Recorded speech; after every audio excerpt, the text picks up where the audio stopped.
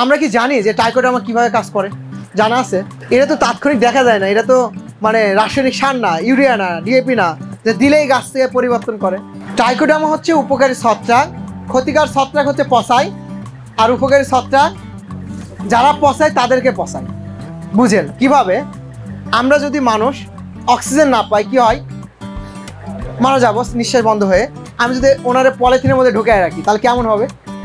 নিঃশ্বাস বন্ধ হয়ে মারা যাবে, স্ট্রোক করবে, তাই না? পাচিলের মধ্যে থাকলো। ঠিক উপকারী ছত্রাকগুলো মাটির ভিতরে যখন জৈব উপাদান থাকে ওর সাথে যেয়ে খুব দ্রুত বংশ বিস্তার করে, আর করার পরে ওই যে শিকড়ের চারিপাশে যতগুলো কৃমির ডিম এবং এই ক্ষতিকর ছত্রাকের ব্যাকটেরিয়া থাকে তাদের উপরে এক ধরনের দ্রুত আশ্রণ তৈরি করে, যেটাকে বলা হয় যে ধরেন মানুষের দাউদ হয় না, একজিমা, দাউদ, ও দেখবেন যে উপরে এক ধরনের মানে কেমন একটা খড়খড়ে ভাব পড়ে গেছে। এরাও ওই ঠিক ওরকমভাবে এক ধরনের আশ্রম খুব দ্রুত তৈরি করতে পারে, যার ফলে যেহেতু ওদের জীব, ওরা প্রাণ আছে না, ওদেরকে শ্বাসরুদ্ধ করে মেরে ফেলে ওই জায়গাতে ওই যে মাটির আশেপাশে জৈব উপাদানের পরিমাণটা বাড়িয়ে দেয়। যারা ছিল ক্ষতিকর তাদেরকে কি করলো?